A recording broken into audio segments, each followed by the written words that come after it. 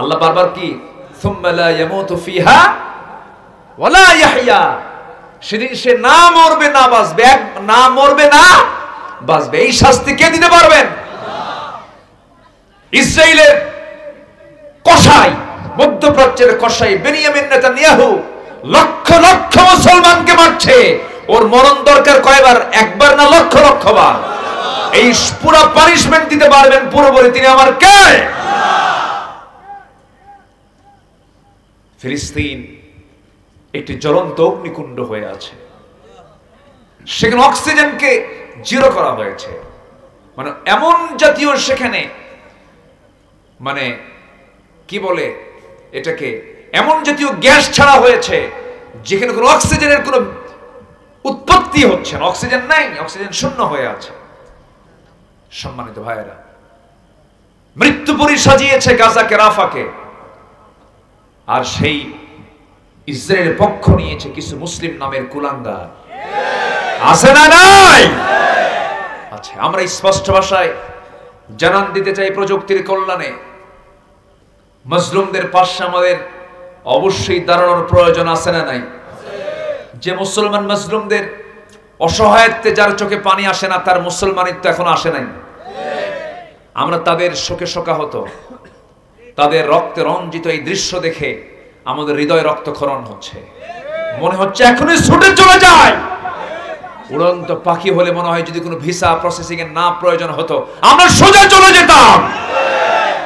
কারণ মুসলমানদের নির্দিষ্ট কোনো ভূখণ্ড নিয়ে মুসলমান কাউকে ভালোবাসে না। গোটা পৃথিবীর মুসলমান একটা দেহের টুকরার মতো। আল্লাহ বান্দাকে উদ্বুদ্ধ করে ডাক দিচ্ছেন, কি সুন্দর করে বলছেন, উৎসাহ দিয়ে বলছেন। আল্লাহ রাব্বুল আলামিন বলেন, وما لكم لا تقاتلون في سبيل الله والمستضعفين من الرجال والنساء والولدان الذين يقولون ربنا أخرجنا من هذه القرية الظالم أهلها واجعل لنا من لدنك وليا واجعل لنا من لدنك نصيرا। জোরে বলুন আল্লাহু আকবার।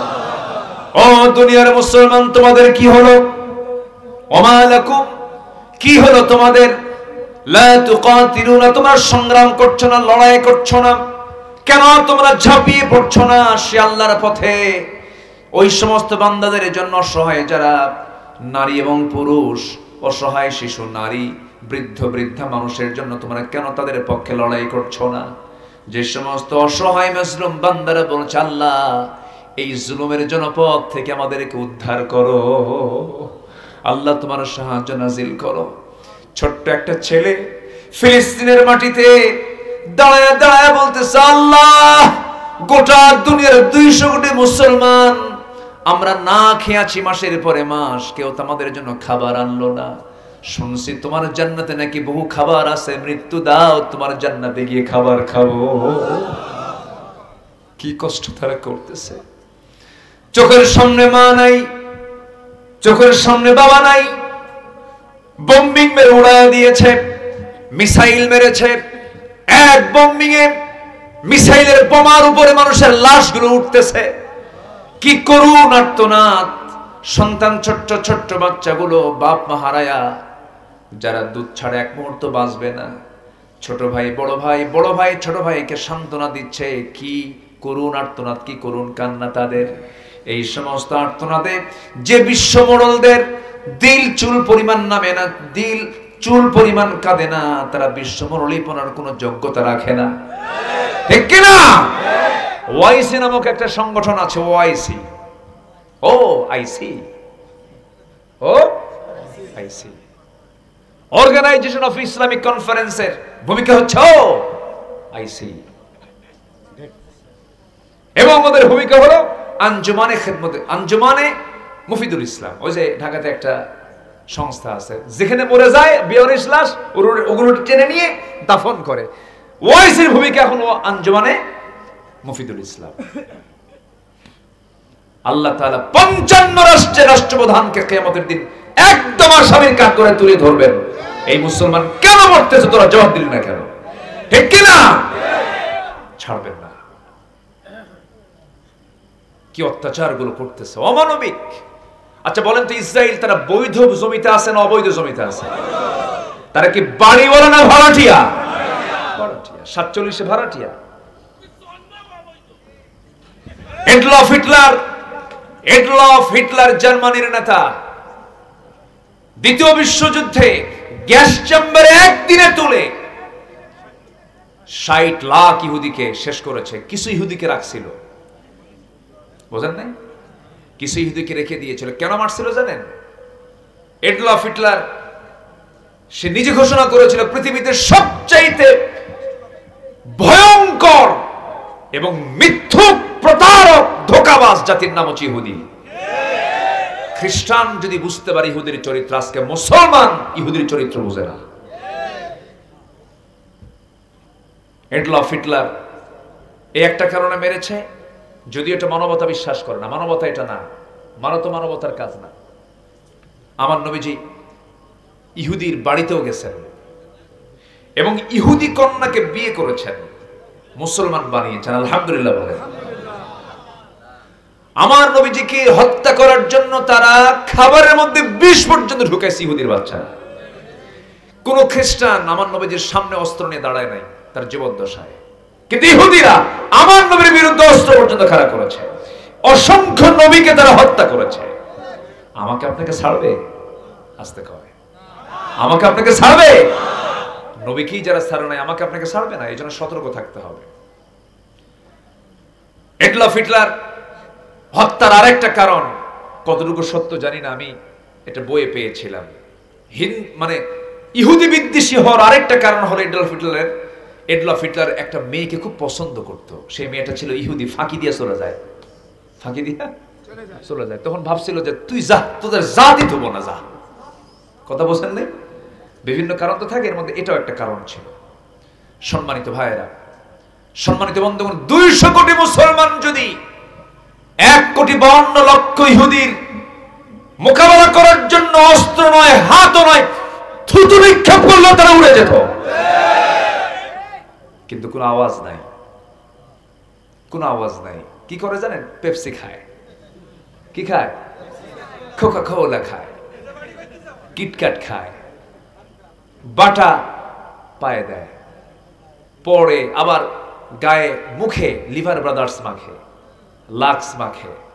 আমরা এত অচেতন।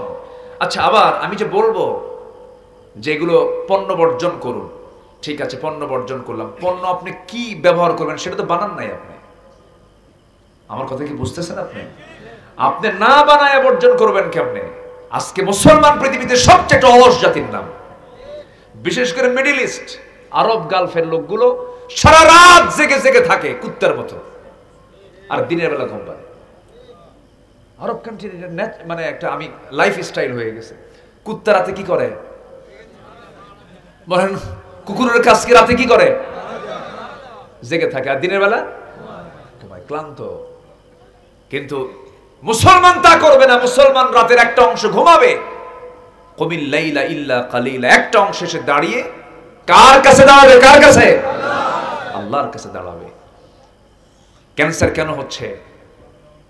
যখন কোনো মানুষ যখন ঘুমটাকে যখন রাতের জন্য মানে নেগেটিভ করবে, রাতে ঘুমাবে না, তখন তার শরীরটা হয়ে যাবে এলোমেলো, তখন সে নতুন রোগে আক্রান্ত হয়ে পড়বে। প্রযুক্তির এই দুনিয়ায় আজকে মানুষ অসুস্থ হওয়ার কারণ হচ্ছে সঠিক পদ্ধতিতে তার জীবনটাকে পরিচালনা না করার জন্য। আমার দাদার কি কোনো অসুখ ছিল? দাদার যুগে কারো কোনো রোগ ছিল?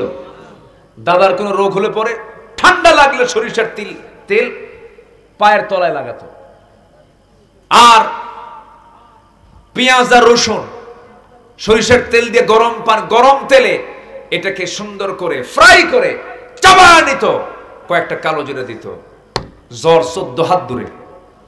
আলহামদুলিল্লাহ বলবেন না? আর এখন কিছু হইলে হায়ার অ্যান্টিবায়োটিক দিয়া ও ছিল রোগী হয়ে যায়, মহারোগী, এরপরে ক্যান্সার, এরপরে কবর। আল্লাহ বলছেন এগুলো কিচ্ছু লাগবে না, আমি তোর জন্য মরা ছাড়া সব রোগের ঔষধ দিছি এই মধুর ভিতরে। সুবহানাল্লাহ বলেন। তাহলে পাউন্ড মধু বানাতে 20 লক্ষ মৌমাছিকে, কি বলে 550 মৌমাছিকে 20 লক্ষ ফুলে ভ্রমণ করতে হয়। যেরকম সুবহানাল্লাহ। আচ্ছা, মধু যে নিয়ে আসে মৌমাছি, কিসে করে নিয়ে আসে বলেন? কিসে করে নিয়ে আসে? মুখে না। মুখে কতগুলো নিয়ে আসবে? মুখে তো আটবে না, মুখ তো ছোট। মৌমাছি চেনেন না আপনারা? মৌমাছি দেখেন নাই? মৌমাছি ক্যাপসুলের মতো, ক্যাপসুল করেও নিয়ে আসে না। একটু শোনেন, এই মৌমাছি আল্লাহ রাব্বুল আলামিন অর্ডার দিয়েছেন, ওয়া আওহা রাব্বুকা ইলান নাহলি আন ইত্তাখিযি মিনাল জিবালি বুয়ুতা। আমি মৌমাছিকেও ওহী দিলাম, গাছের ডালে বড় বড় প্রাসাদের পাদদেশে তোমরা সুন্দর করে বাসা প্রস্তুত করে নাও। আল্লাহ রাব্বুল আলামিন এর পরে বলছেন, ইয়াখরুজু মিন বুতুনিহা শারাবুম মুখতালিফুন আলওয়ানুহা ফীহি শিফাউল লিন্নাস। জোরে বলুন আল্লাহু আকবার। ইয়াখরুজু মিন বুতুনিহা, ওই মৌমাছিগুলো মধুর ওই ফুলের উপরে যখন পড়ে যায়, সেই মৌমাছির পেটের মধ্যে মধুগুলো তুলে নেয়, রসগুলো তুলে নেয়, পেটের মধ্যে তুলে নেয়। বিজ্ঞান বলছে আমাদের স্টমাক হলো, আমাদের পাকস্থলী হলো একটা, আর প্রত্যেকটা মৌমাছির পাকস্থলী আল্লাহ রাব্বুল আলামিন দুটা বানায়া দিয়েছেন। একটা হলো তার খাবারের স্টমাক, খাবারের পাকস্থলী, তার জীবন বাঁচার জন্য স্টমাক দিয়েছেন। আর একটা দিয়েছেন শুধুমাত্র stomach of honey, honey stomach দিয়েছেন, মধু রাখার পাকস্থলী দিয়েছেন। জোরে বলি সুবহানাল্লাহ। প্রত্যেকটা মৌমাছির পেটের ভিতরে হানি স্টমাক দিয়েছেন। ওই পেটের মধ্যে ভিতরে সে সম্পূর্ণ মধুগুলো তুলে নিয়ে সেখানে প্রসেসিং হয়। সেই ফ্যাক্টরি কে দিয়েছেন?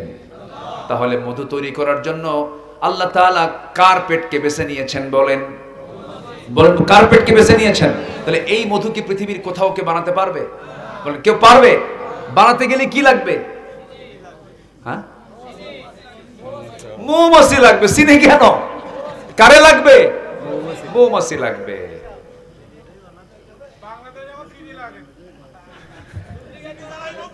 জি আমার বন্ধুগণ, ওই মৌমাছি করে কি, আবার বাসায় যখন ঢুকতে নেয়, বাসায় ঢুকতে নিয়ে ওই মৌমাছি যে মধুগুলোকে সে পেটে লালন করে পেটে ধারণ করে নিয়ে আসছে, যখন সে মৌচাকের দরজায় ঢুকতে নেয়, দরজা সবার জন্য উন্মুক্ত নয়, যারা পরিচ্ছন্ন তাদের জন্যই উন্মুক্ত। যে মৌমাছি ওই মৌচাকের মধ্যে ঢুকতে চায় মধু রাখার জন্য, সামনে দাঁড়ানো থাকে অস্ত্রে শস্ত্রে সজ্জিত 8-10 জন র্যাব পুলিশ, এরা থাকে, মৌমাছিগুলো দাঁড়ায় থাকে, দেখে, অবজার্ভ করে, ইমিগ্রেশন করে। কি করে বলেন? ইমিগ্রেশন করে, অবৈধ কোনো কিছু আছে কিনা, অপরিচ্ছন্ন কিছু আছে কিনা টেস্ট করে দেখে, তার পায়ে কোনো ময়লা আছে কিনা, তার মুখে কোনো জার্ম আছে কিনা, কোনো জীবাণু যুক্ত কোনো কিছু নেই, সে ভিতরে ঢুকতেছে কিনা, এটা সম্পূর্ণরূপে চেক করে এরপরে একটা একটা করে ঢুকায় দেয়। যদি কোনো পায়ে কোনো জার্মওয়ালা কোনো মৌমাছি দেখতে পায় 10-12 জন, এই পুলিশ মৌমাছিগুলো কামড় মেরে তাদেরকে দুনিয়া থেকে বিদায় করে দেয়। জোরে কোন সুবহানাল্লাহ। কার পরিকল্পনা? কার পরিকল্পনা বলেন? আল্লাহর পরিকল্পনা। এরপরে এই মৌমাছির সংগ্রহ করা মধুগুলো মৌচাকে রাখার পর, এই মধুগুলো ঠিক রাখতে গেলে তাপমাত্রা সঠিক রাখতে হবে। মৌচাকের তাপমাত্রা, স্বাভাবিক তাপমাত্রা হলো 35 ডিগ্রি সেলসিয়াস। কত? যারা মৌচাক যারা ভাঙেন, ভিতরে কিন্তু গরম, ভিতরে অপেক্ষা কিন্তু স্বাভাবিক তাপমাত্রা চাইতে একটু গরম। 35 ডিগ্রি সেলসিয়াস তাপমাত্রা। যদি এই তাপমাত্রা যদি কমে 30-এ আসে, 25-এ আসে, সঙ্গে সঙ্গে সমস্ত মৌমাছিগুলো একসঙ্গে তারা আওয়াজ দেয়, রানী মৌমাছি ডাক দিয়ে দেয়, সবাই চলে আসে। তাদের দুই পাশের দুইটা পাখা নিয়ে একটা ঝাপটান মারে, ঝাপটান মারার সঙ্গে সঙ্গে ভিতরে একটা তাপ সৃষ্টি হয়ে যায়। 30 ডিগ্রি থেকে 35 ডিগ্রি সেলসিয়াস স্বাভাবিক তাপমাত্রা হয়ে যায়। আবার যখন বেশি তাপমাত্রা হয়ে যাবে, কমাতে হবে, সেই সময় ওই পাখাটা একটু উল্টা করে একটা ঝাপটান মারে, ভিতরের বাতাস তারা বাইরে বের করে দেয়। আল্লাহু আকবার বলো। ফীহি শিফাউল লিন্নাস, যার মধ্যে আমি আল্লাহ রাব্বুল আলামিন রেখে দিয়েছি সকল রোগের ঔষধ। যেরকম আল্লাহু আকবার। সম্মানিত ভাইরা, তাহলে এই মৌমাছি জিকির করছে কার? ওই ছোট্ট ছোট্ট প্রাণীগুলোর মুখে কার নাম? সাব্বাহা লিল্লাহি মা ফিস সামাওয়াতি ওয়া মা ফিল আরদ ওয়া হুয়াল আজিজুল হাকীম। এখন ইমানদারকে ডাক দিচ্ছেন। আল্লাহ ভালোবাসেন 8 শ্রেণীকে। কয় শ্রেণীকে বলেন তো? আমি কি একটাও বলেছি এখনো? নুরু, ওয়াজ কি শেষ না শুরু? হ্যাঁ বলেন বলেন, ওয়াজ কি শেষ হচ্ছে না শুরু হচ্ছে? শুরু হচ্ছে। হ্যাঁ মাথায় রেখেছি, দেখা যাক, বলবো ইনশাআল্লাহ। মাহবুব ভাই? জি আলহামদুলিল্লাহ।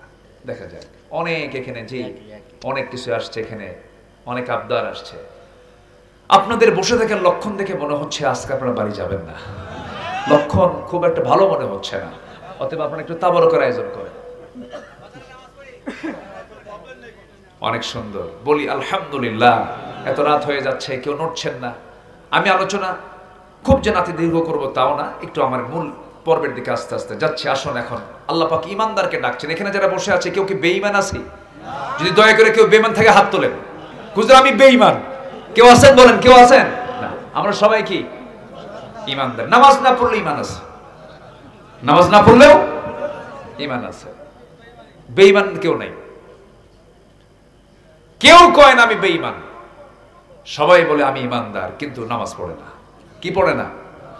নামাজ পড়ে না। আমার বন্ধুগণ, আল্লাহ তাআলা সেই ইমানদারকে ডাক দিয়ে বলছেন, ওই ইমানদারের একটা গুরুত্বপূর্ণ কথা তোমরা শুনে নাও। প্রশ্ন করছেন তিনি, ইয়া আইয়ুহাল্লাযীনা আমানু লিমা তাকুলুনা মা লা তাফআলুন কাবুরা মাকতান ইনদাল্লাহ আন তাকুলু মা লা তাফআলুন। ইমানদারেরা, লিমা তাকুলুন, কেন তুমি বলতে যাও, মা লা তাফআলুন, যা তুমি করো না। কেন বলতে যাও? যা বলো তা করো না, আবার যা করো তা বলো না। কেন তোমরা এরকম ওলট পালট করো? আল্লাহ চান কথার কাজ দুই রকম না এক রকম? আল্লাহ চান বান্দার পক্ষ থেকে কথা কাজ দুই রকম হবে না এক রকম হবে? কথা একরকম, কাজ একরকম। এই কাজ যে শ্রেণীর লোক এদেশে সবচেয়ে বেশি করে আসছে তারা কারা বলেন? বলেন কারা? কথার কাজ মিল নাই এদেশের কোন কোন শ্রেণীর লোকদের বলেন বেশি? ঠিক আছে, আমি উত্তরটা যেটা চাচ্ছিলাম তা বলতে পারতেছেন না আপনারা।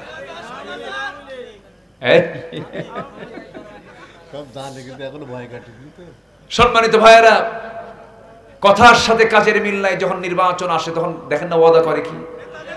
বলেন কারা কারা?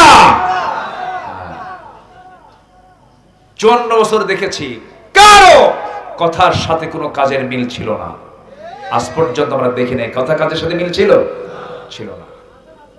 কথা এবং কাজের মিল যার আছে সে হচ্ছে ইমানদার, এবং সেই ইমানদারের দ্বারাই সম্ভব তার কথাকে কাজে পরিণত করা, তার কাজের মধ্য দিয়ে তার প্রতিশ্রুতি পূরণ করা।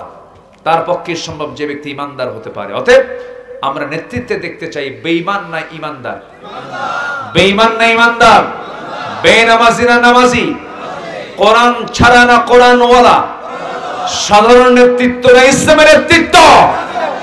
দুনিয়ার আইন না আল্লাহর আইন? সোজা কথা। মন খারাপ করলেও কিছু যায় আসে না, যা মনে করেন করেন। কথা একটাই। 16 বছর কথা বলেছি, থেমে রাখি নাই। 16 বছর যেখানে যা পাইছি চান্স, এক চুল পরিমাণ কথা ছাড় দেই নাই। কথা বলেছি, জেল খেটেছি, দেশ ছাড়ি নাই।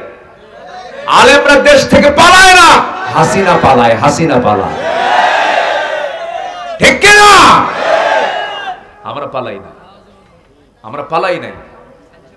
হয়তো বলবেন হুজুর ওয়াজের মধ্যে একদম নাম ধরে বললেন। নাম ধরে বলা কোরআনের হুকুম। কোরআনের হুকুম নাম ধরে বলো, কোরআন বলে দিয়েছে। দেখেন কেমনে। একটা সূরা আছে, সূরা লাহাব। লাহাব কার নাম? আবু লাহাব কার নাম? তাহলে কোরআনে আল্লাহর নাম ধরে গালি দেয় নাই?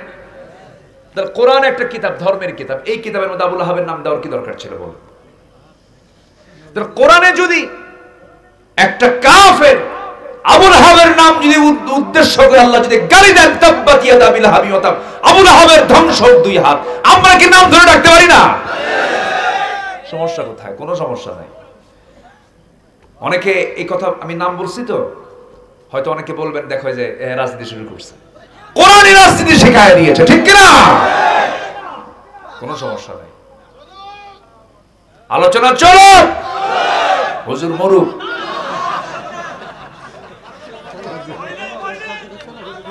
এত রাত হয়ে যাচ্ছে, জি বলি আলহামদুলিল্লাহ।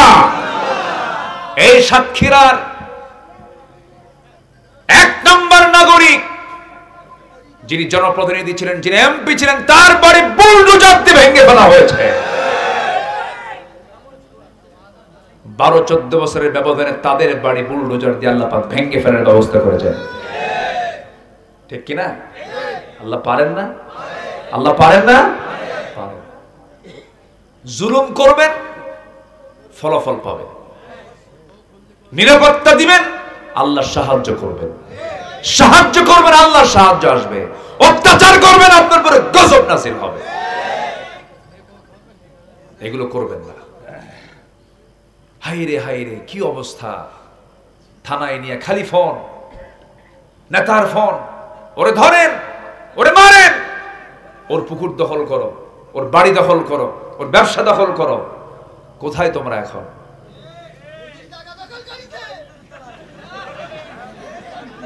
এখন গেছো কোথায় তোমরা? অনেক কিছু করেছো তোমরা। সম্মানিত ভাইয়েরা, আপনি কথা না বলতে দিলেন, আমার এই কথাগুলো আমার বলতে হবে, এই জন্য বলতেছি। অনেক কিছু করেছে ওরা। আল্লামা সাঈদীর মতো মানুষকে, এত বড় সম্পদকে তারা শেষ করে দিয়েছে আমাদের মাঝ থেকে। ওদের কোনো ক্ষমা নাই।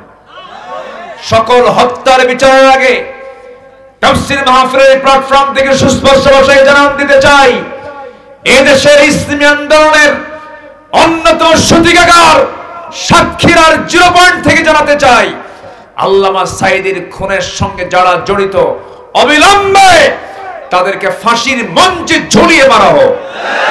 রাজি আছেন কারা কারা? হাত উঁচু করে দেখান মুসলমান।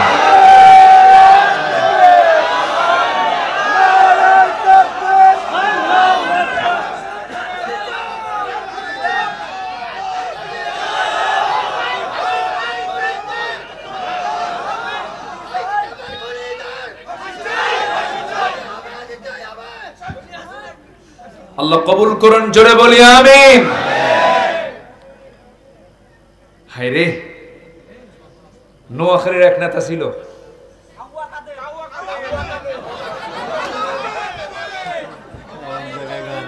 মঞ্চে উঠলি কোন বক্তব্য নাই, এত মূর্খ, জাতিকে দেওয়ার মতো কিছুই ছিল না। যেটা আপত্তিকর শব্দ, যে কথার ইঙ্গিতের ভিতরে রয়েছে হলো নোংরামি, বলে খেলা হবে। নোংরা ভাষা, এটা হচ্ছে একটা বেশ্যালয়ের ভাষা। এই ভাষাগুলো তাদের মুখে বের হয়েছে, এত নোংরা। আমরা এই নোংরামির আর কোন চিত্রায়িত হতে বাংলার জমিন আর হতে দেব না। আল্লাহ কবুল করুন, আল্লাহ কবুল করুন, আল্লাহ কবুল করুন। ডক্টর মোহাম্মদ ইউনূস যদিও তিনি ইসলামী কোনো ব্যক্তিত্ব না, তিনি একজন অর্থনীতিবিদ, ওয়ার্ল্ড ফেমাস একজন বিখ্যাত ব্যক্তি। ওনাকে গোটা পৃথিবী চেনে, জানে। এই লোকটা 84 বছর বয়স,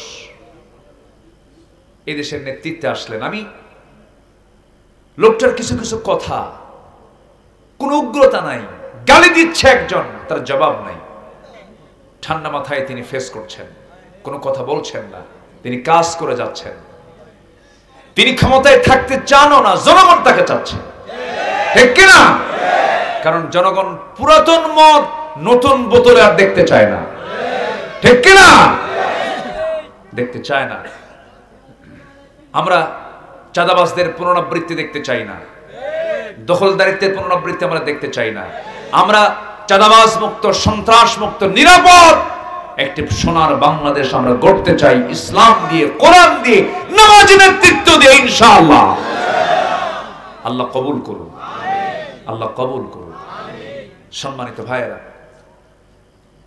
হাসানুল হক ইনু আল্লামা, এই খুলনা অঞ্চলে তার বাড়ি। ওই কি মারা জানো, কোন এক ভেড়া, হ্যাঁ ভেড়া মারা, হ্যাঁ ভেড়া, ভেড়া মারার কি, ভেড়া, ভেড়া মারার কি, ভেড়া। ও আমার সিনিয়র মুরব্বী আলেম শাহ আহমদ শফি রাহিমাহুল্লাহকে তেতুল হুজুর বলে গালি দিয়েছিল। মনে আছে না আপনাদের, মনে আছে না? অনেক কিছু বলেছে। 16 বছর তার মুখ থেকে শব্দ ছিল তিনটা, একটা হলো জঙ্গি, মৌলবাদ, আগুন সন্ত্রাসী। এই ছিল তার বক্তব্য। ভেসকে কেটে কেটে এখন জেল খাট। দেখ আল্লাহ কয় নাই জুক, মানে আস্বাদন কর, মজা নে, তৃপ্তি নে, কেমন লাগে এক একটা মুহূর্ত, এক একটা সময় জেলখানায় কেমন লেগেছে একটু আস্বাদন করো। আল্লাহ তাআলা এই পরিবেশ তৈরি করে দিয়েছেন এটাকে বোঝার জন্য যে জুলুম করলে তার ফলাফল কি হতে পারে। সম্মানিত ভাইয়েরা, সম্মানিত বন্ধুগণ, আমরা কথা এবং কাজ দুই রকম করব না একরকম করব? এটা কিন্তু গুরুত্বপূর্ণ একটা বিষয়, আজকের মেসেজ। আল্লাহ পাক আগে এই কথাটাই বলছেন যে কথা কাজ আগে ঠিক করো, তাছাড়া যুদ্ধ করতে পারবে না, লড়াই করতে পারবে না, নামাজ কালাম কোনো কাজে আসবে না, লেনদেন ঠিক থাকবে না, কোনো কিছু ঠিক থাকবে না। কথার কাজ আগে এক করো, কথার কাজ আগে এক করো। এটা কি শুধু ব্যক্তিগত জীবনে না, সব জায়গায়? সব জায়গায় কথা কাজ এক থাকতে হবে, একই রেট থাকতে হবে। যা বলবো তাই করব, যা বলবো না তা করব না। এটা হচ্ছে ইমানদারের 1 নম্বর গুণ, এটা রাখতে হবে। এরপরে আল্লাহ বলছেন এটা যদি করো, যা বলবা তা করবা না, এটা যদি করো কাবুরা মাকতান ইনদাল্লাহ, আল্লাহর কাছে এটা খুব জঘন্য অপরাধ। আল্লাহ এটাকে খুব জঘন্য অপরাধ বলে গণ্য করেছেন। এরপর আল্লাহ রাব্বুল আলামিন বলছেন আমি একটা শ্রেণীকে খুব ভালোবাসি। এখানে একটা শ্রেণীর কথা এসেছে, আর গোটা কোরআনে আমি খুঁজে খুঁজে 8টা শ্রেণীকে বের করেছি। 8টা শ্রেণীকে আল্লাহ রাব্বুল আলামিন খুব বেশি ভালোবাসেন। এর মধ্যে 1 নম্বর শ্রেণী হলো ইন্নাল্লাহা ইউহিব্বুল্লাযীনা ইউকাতিলুনা ফী সাবিলিহি সাফফান কাআন্নাহুম বুনয়ানুম মারসুস। আল্লাহ রাব্বুল আলামিন ওই সমস্ত বান্দাগুলোকে সবচাইতে বেশি ভালোবাসেন যারা আল্লাহর পথে সংগ্রাম করে, লড়াই করে, সারিবদ্ধ হয়ে, পৃথকভাবে নয়, বিশৃঙ্খলভাবে নয়, সারিবদ্ধভাবে নেতার আদেশ সুন্দর করে মান্য করে, সুশৃঙ্খল পরিবেশে অস্ত্রে শস্ত্রে সজ্জিত হয়ে সুন্দর পদ্ধতিতে পরিকল্পিতভাবে সাজিয়ে গুছিয়ে যারা লড়াই করে। কার পথে? আসতে বলবেন না, কার পথে? আল্লাহর পথে। কান্নাহুম বুনিয়ানুম মারসুস, যেন তারা সীসা ঢালা প্রাচীরের মতো। সীসা এটাও একটা ধাতু, এরপরে লোহাও একটা পদার্থ। লোহাটার এক পাশে যদি তাপ লাগে, আরেক পাশে ঠান্ডা থাকে, কিন্তু সীসা যেটা, সীসার এক প্রান্তে আগুনের তাপ লাগলে পরে সেই তাপটা গোটা জায়গায় সমানভাবে তাপমান হয়ে যায়। আল্লাহ পাক মাহদুদ না বলে মারসুস বলেছেন, রাসাস উদাহরণটা দিয়েছেন। অর্থাৎ পৃথিবীর যে কোনো প্রান্তে মুসলমান একজন আক্রান্ত হবে, অন্য মুসলমান সঙ্গে সঙ্গে তার বিরুদ্ধে দাঁড়িয়ে যাবে। জোরে করেন সুবহানাল্লাহ। মুসলমান হবে, ভ্রাতৃত্বের বন্ধনে অটুট থাকবে, ভ্রাতৃত্বের বন্ধনে আবদ্ধ থাকবে। তারা ইস্পাত কঠিন ভ্রাতৃত্ব নিয়ে প্ল্যাটফর্ম তৈরি করে সামনে এগিয়ে যাবে, যেন তাদের ভিতরে কোনো প্রাচীর কেউ ভাঙতে না পারে। সাহাবায়ে কেরামদের ভিতরে কি পরিমাণ ভ্রাতৃত্ব ছিল, একটু ছোট্ট কথা বলে ফেলি, একটু কান লাগায় শুনবেন।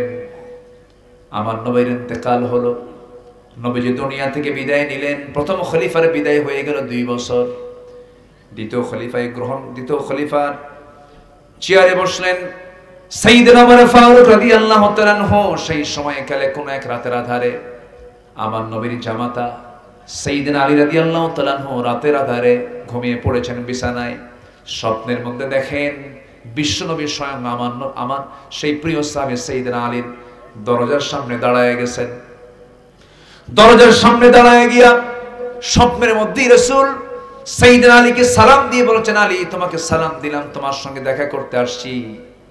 আমার নবীজি তার পাশে বসে গেলেন। বসে যাওয়ার পরে বলছেন, আলী বহুদিন যাবত দেখা হয় না, আজকে তোমাকে দেখা করতে আসলাম। ব্যাগের ভিতর থেকে অনেকগুলো খেজুর ছিল, একটা খেজুর তুলে নিয়া নবজি করলেন কি, বলছেন আলী মুখটা ফাঁকা করো, মুখটা ফাঁকা করলেন, একটা খেজুর 3টা আঙ্গুলে তাকে খাওয়ায়া দিলেন। তিনি খেজুরটা মুখের মধ্যে নিয়েছেন, অর্ধেকটুকু খেয়েছেন, ঘুম তার ভেঙে গেছে। ঘুম থেকে জাগা পেয়ে দেখেন সাইয়েদনা আলীর জিহ্বার ভিতরে তাজা খেজুরের স্বাদ ফুটে উঠেছে। নবীকে যারা স্বপ্নে দেখেন, সত্য দ্বারা স্বপ্নে দেখেন, কারণ শয়তান সবার সূরত ধারণ করতে পারলেও আমার নবীর সূরত ধারণ করতে পারে না। স্বপ্ন তার ভেঙে গেল, ওযু বানালেন, নামাজে দাঁড়ালেন, নামাজে দাঁড়ায়া আল্লাহর শুকরিয়া আদায় করলেন। ফজর আযান হয়ে গেল, মসজিদে চলে গেলেন। নির্দিষ্ট বেতনভুক্ত কোনো ইমাম ছিল না সেই সময়, সেই তিনি ইমাম ছিলেন যিনি রাষ্ট্র পরিচালনা করেছেন। সাইয়েদনা ওমর ফারুক নামাজে দাঁড়ায় গেছেন। সাইয়েদনা আলী প্রথম কাতারে জায়গা পেলেন না, দ্বিতীয় কাতারে জায়গা পেলেন না, তৃতীয় কাতারে সাইয়েদনা আলীকে জায়গা পেলেন। নামাজ শেষ হলো, সাইয়েদনা ওমর ফারুক রাদিয়াল্লাহু তাআলা নামাজ শেষ করে তিনি দেরি করলেন না, তৎক্ষণাৎ দাঁড়ায় গেলেন।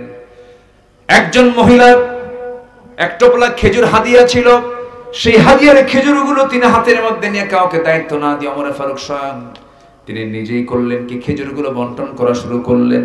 প্রথম কাতার, দ্বিতীয় কাতার সবার হাতে হাতে 2টা 3টা 4টা করে খেজুর দিলেন। সাইয়েদনা আলীর সামনের লোকটাকেও তিনি একাধিক খেজুর দিলেন, আরো খেজুর ব্যাগের মধ্যে ছিল। সেই টোপলা থেকে সর্বশেষ সাইয়েদনা আলীর কাছে এসে অনেকগুলো খেজুর থেকে মাত্র একটা খেজুর 3টা আঙ্গুলে নিয়ে এবার বলছেন আলী মুখটা ফাঁকা করো, মুখটা ফাঁকা করলেন। মুখটা ফাঁকা করার সঙ্গে সঙ্গে একটা খেজুর তার মুখে উঠায়া দিলেন, মুচকি হাসি মারলেন। সাইয়েদনা আলী বলছেন সবাইকে আপনি খেজুরগুলো হাতে হাতে দিলেন, 2-3টা করে দিলেন, আপনি আমার হাতে না দিয়ে মুখে একটা খেজুর তুলে দিলেন, কারণটা কি? সঙ্গে সঙ্গে ওমর ফারুক হাউমাউ করে কেঁদে উঠে বলছেন ভাই আলী, গত রাতে যদি নবীজি আমার তোমাকে খেজুর খাওয়াতে নিয়ে যদি একটার বেশি 2টা খেজুর খাওয়া দিতেন, আমি ওমর তোমাকে তাই খাওয়ায়া দিতাম।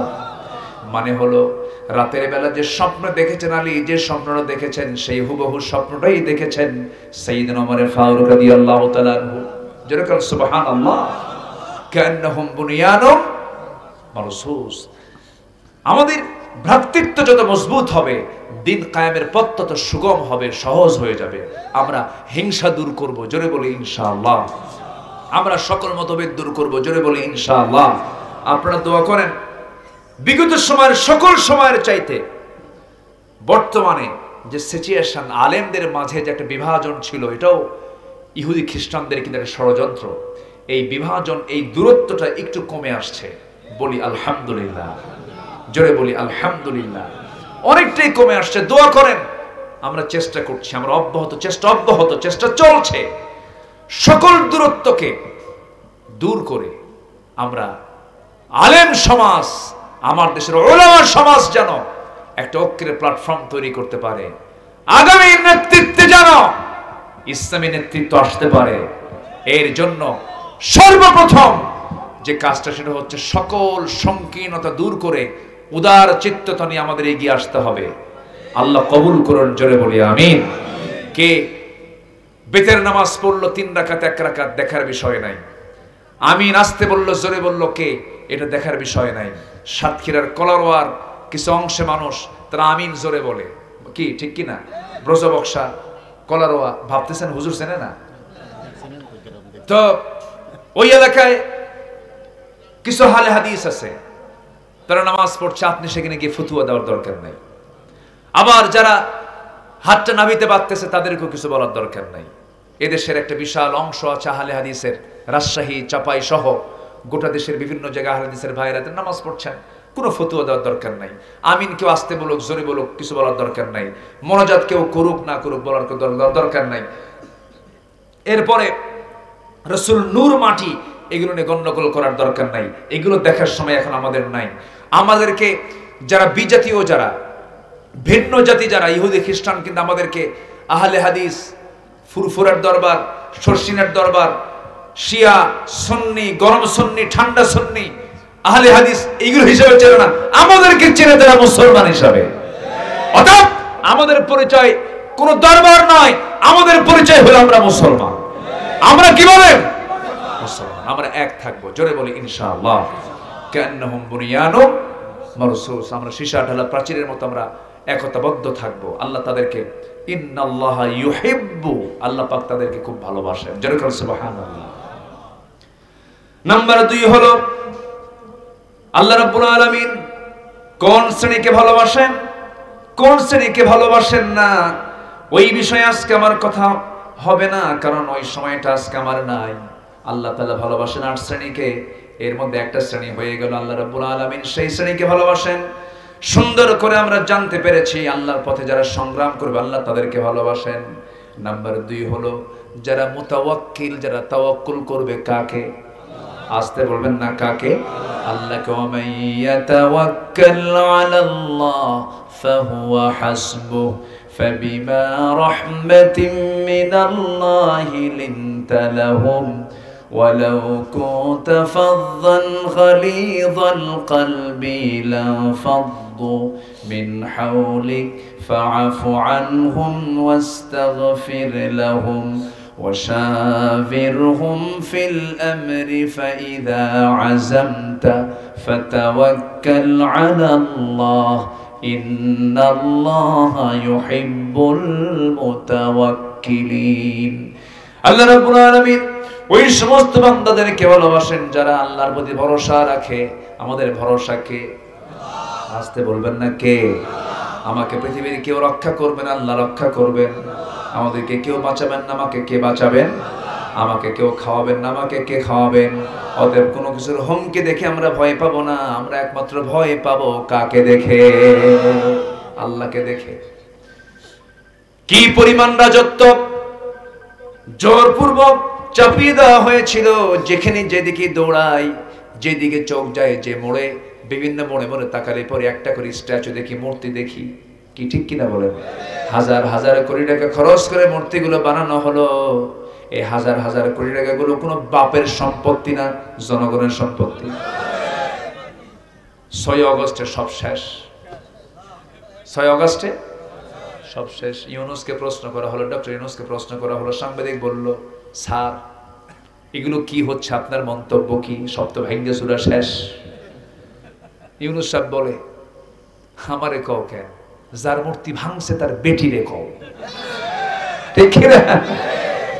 দোষ কি আমার? দোষ তো আমার না। কি ইন্টেলেকচুয়াল, অত্যন্ত মানে ধীরস্থির চিন্তার মানুষ, ভালো। আল্লাহ তুমি তাকে দিয়ে ইসলামের খেদমত করায় দাও।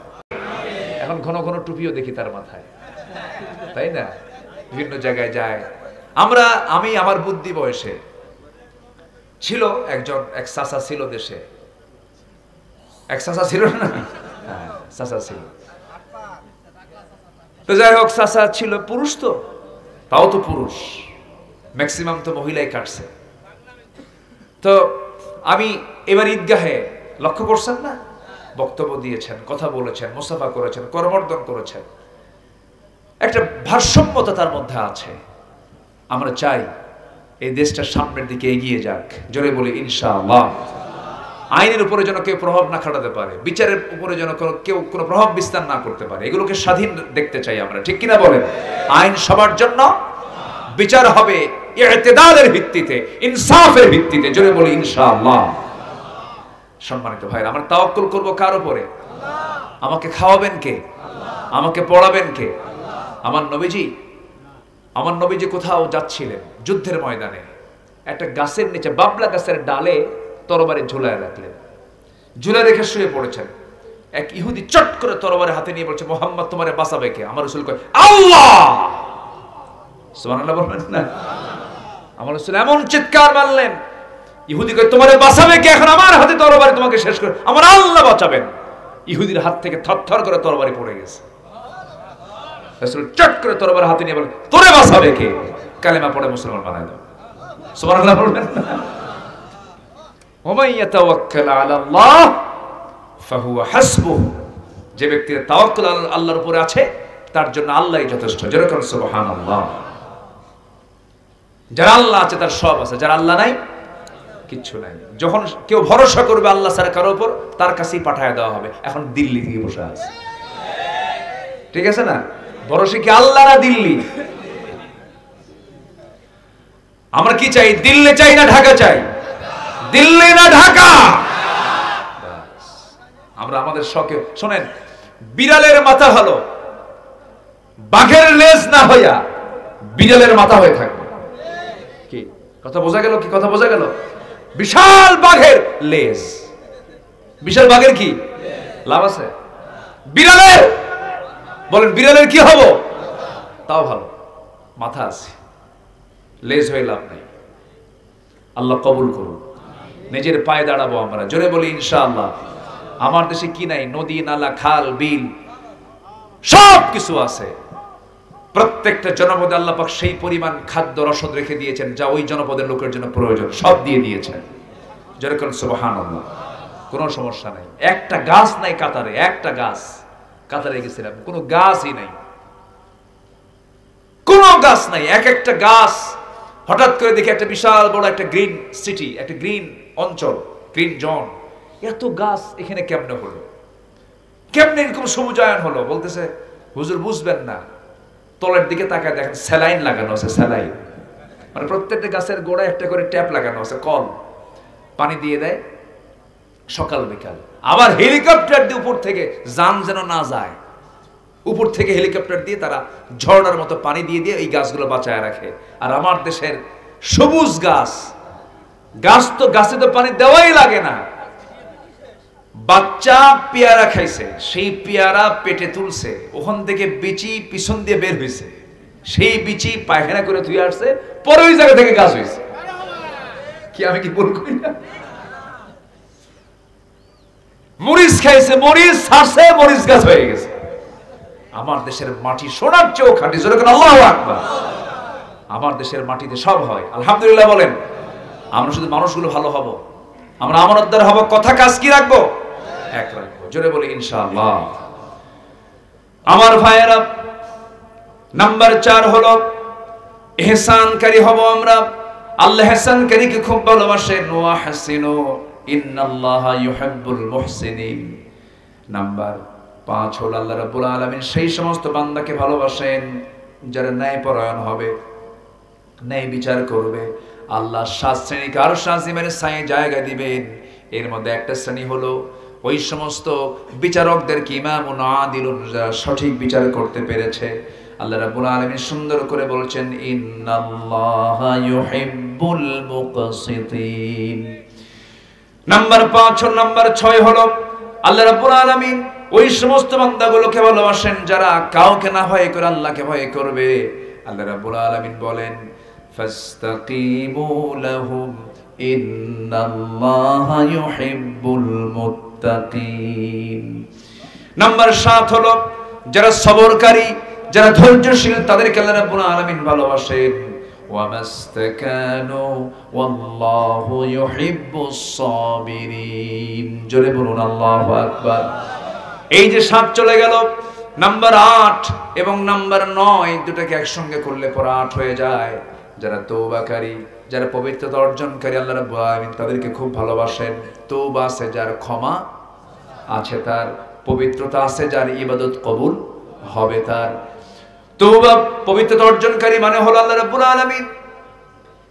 আল্লাহ রাব্বুল আলামিন এই আয়াতটা নাযিল করেছেন। এই আয়াতের আগের কথা মেয়েদেরকে নিয়ে আল্লাহ রাব্বুল আলামিন বলেছেন মেয়েদের একটা রোগ হয়, মেয়েদের যৌবন বয়সে মাসে 3 থেকে 10 দিন পর্যন্ত নামাজ আছে না? নামাজ নাই? আছে না নাই?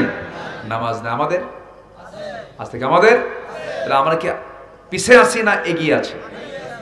আর মেয়েরা আস্তে কর। তাহলে পুরুষ মানুষ পিছিয়ে থাকার জাত না এগিয়ে থাকার জাত? সবের দিক থেকে মেয়েরা কি এগিয়ে না পিছিয়ে? আর ছেলেরা এগিয়ে। ওরা মাসে 10 দিন মিস, আমাদের কোনো মিস নাই। পুরুষদের বুদ্ধি হলো, পুরুষের ব্রেন সেল হলো 49টা, মেয়েদের ব্রেন সেল হলো 39টা। বুদ্ধি পুরুষের কম না বেশি? এই 10 বছর 16 বছর চালাইছে, বেশি বুদ্ধি না কম বুদ্ধি?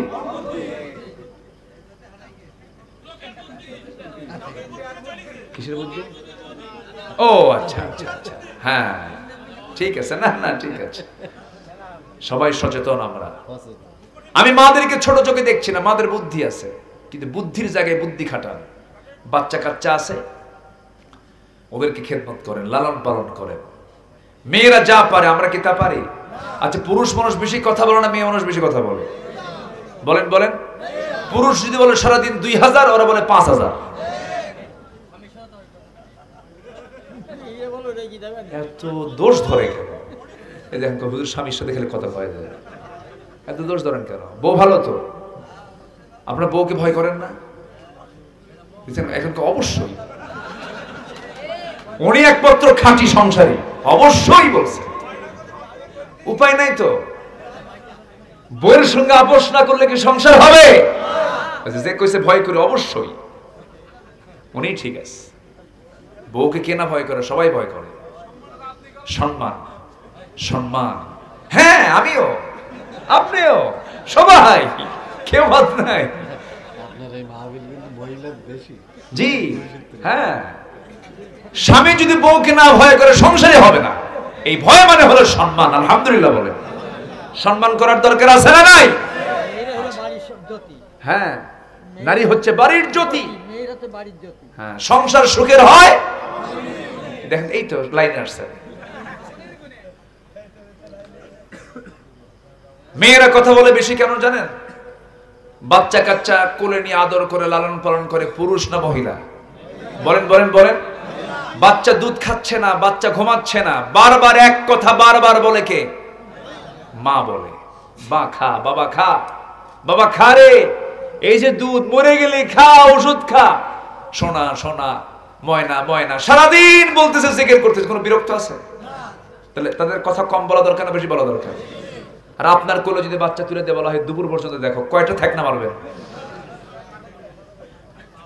এত কথা বলার সময় আছে?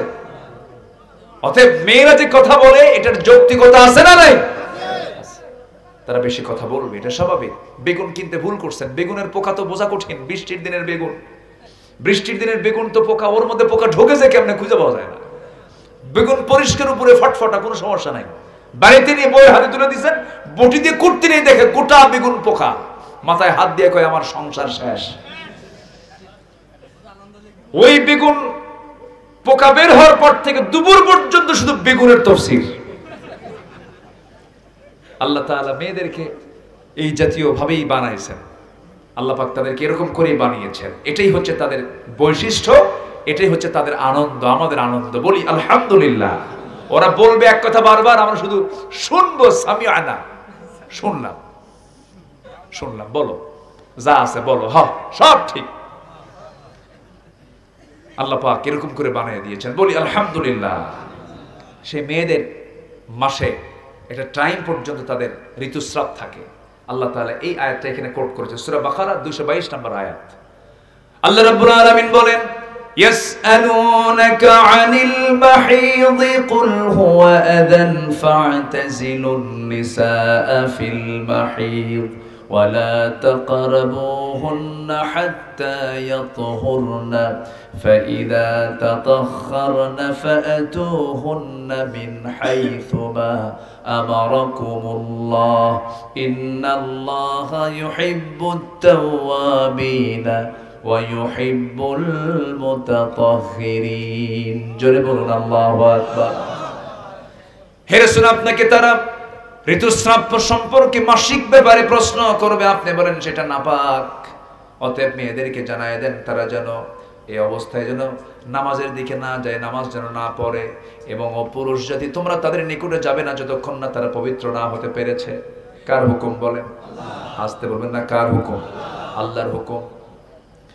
কিন্তু মেয়েরা করে কি, অধিকাংশ মেয়েদের মধ্যে একটা সমস্যা হলো মেনস্ট্রুয়াল টাইমের যে টাইমটা আল্লাহ পাক দিয়ে দিয়েছেন, কারো 3 দিনে সেরে যায়, কারো 5 দিনে সেরে যায়, কারো 6 দিনে সেরে যায়, সর্বোচ্চ মেয়াদ হলো 10 দিন পর্যন্ত।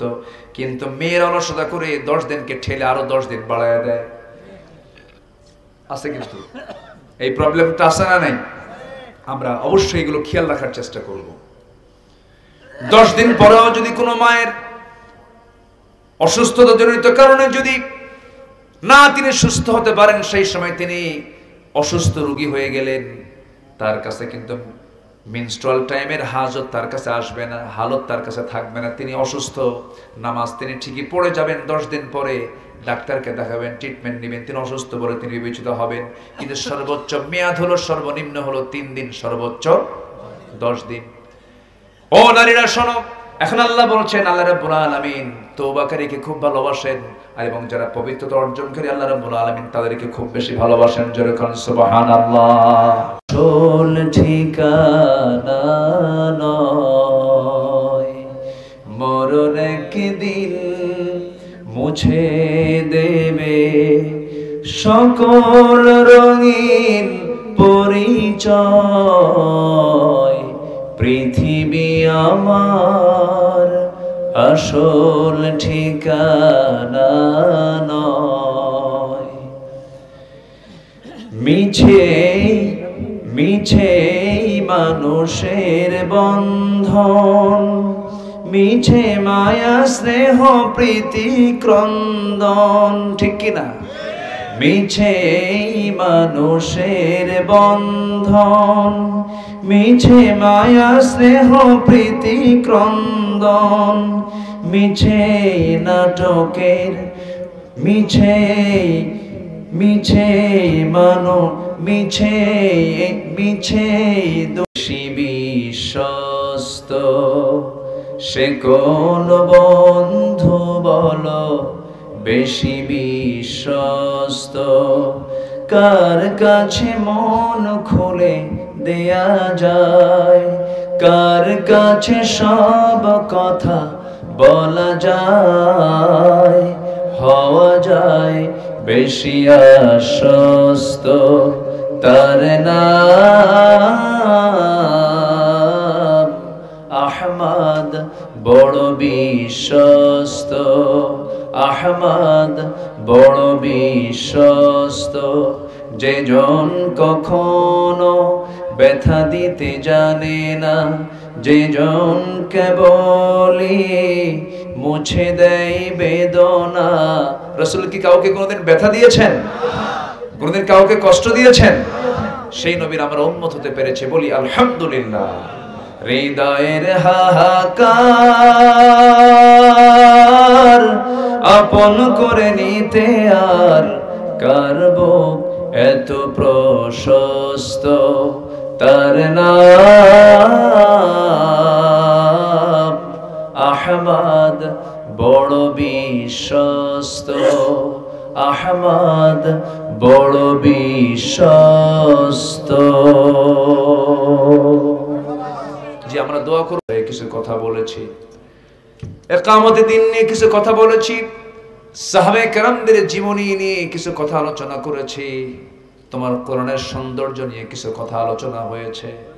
সে শান্তি সে কাঙ্গাল ভিখারির মতো দুটো হাত পেতেছি, আল্লাহ গুনার দিকে নজর দিও না, বান্দা মনে করে তামাম জিন্দেগির গুনাহগুলোকে maaf করে দাও। জনম দুঃখিনী মা, জনম দুঃখী বাপজান যারা চলে গেলেন, জিন্দেগির গুনাহগুলো maaf করে দাও, কবরগুলোকে জান্নাতের টুকরা বানায়া দাও। আব্বা আম্মার জন্য কি দোয়া তাও শিখিয়ে দিয়েছো, দিল থেকে দরদ নিয়ে আব্বা আম্মার জন্য আওয়াজ দিয়ে সবাই বলুন, রব্বিরহামহুমা কামা রব্বায়ানি সগীরা।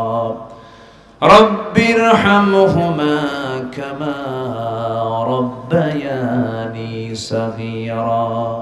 বিশেষ করে মাহফিলটার আয়োজন করলেন যারা, শোনার জন্য কষ্ট করে আসলেন যারা, বিনিময়ে কিয়ামতের কঠিন ময়দান যেদিন কেউ কাউকে চিনবে না, মা তার সন্তানকে পর্যন্ত অস্বীকার করে বসবে, যেদিন মানুষ কাঁদতে কাঁদতে চোখের পানিগুলো ফুরে যাবে, চোখ থেকে রক্ত বের হওয়া শুরু হয়ে যাবে, সেই কঠিন মুসিবতের দিন এই মাহফিল সবার জন্য নাজাতের মাধ্যম তুমি আল্লাহ বানায় দিও।